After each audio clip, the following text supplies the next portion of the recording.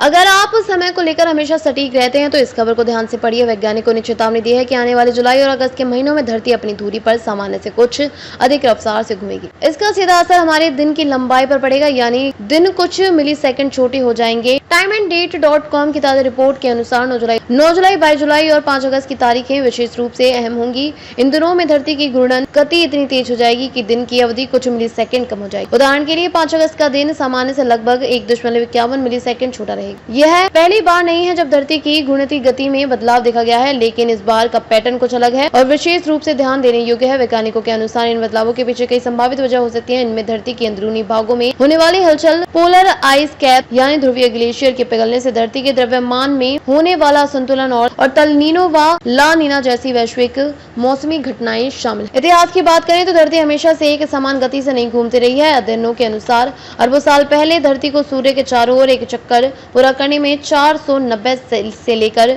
372 दिन तक लगते थे। आज हम एक वर्ष को 365 दिनों में गिनते हैं, लेकिन यह संख्या भी पूरी तरह स्थिर नहीं है। वैज्ञानिक यह भी कहते हैं कि यदि धरती की गति इसी तरह तेज बनी रही तो हमें भविष्य में समय के मापन के लिए तरीके अपनाने पड़ सकते हैं। यहाँ तक कि 2029 में पहली बार लीप सेकंड को घटाना पड़ सकता है। अब तक हमने लीप सेकंड को जोड़ने की जरूरत देखी है, लेकिन आने वाले वर्षों में ठीक इसके उलट हो सकता है। इस विषय पर चर्चा करते हुए अमेरिका के national institute of standard and technology की भौतिक विज्ञानी जूडा लेविन ने बताया कि यह एक अप्रत्याशित घटना है। उन्होंने कहा कि हम सब मानते हैं कि धरती की स्पीड धीरे धीरे कम होती जाएगी और समय को बनाए रखने के लिए लीप सेकंड जोड़ने की जरूरत पड़ेगी, लेकिन अब हमें उल्टा कदम उठाने की संभावना पर विचार करना पड़ रहा है।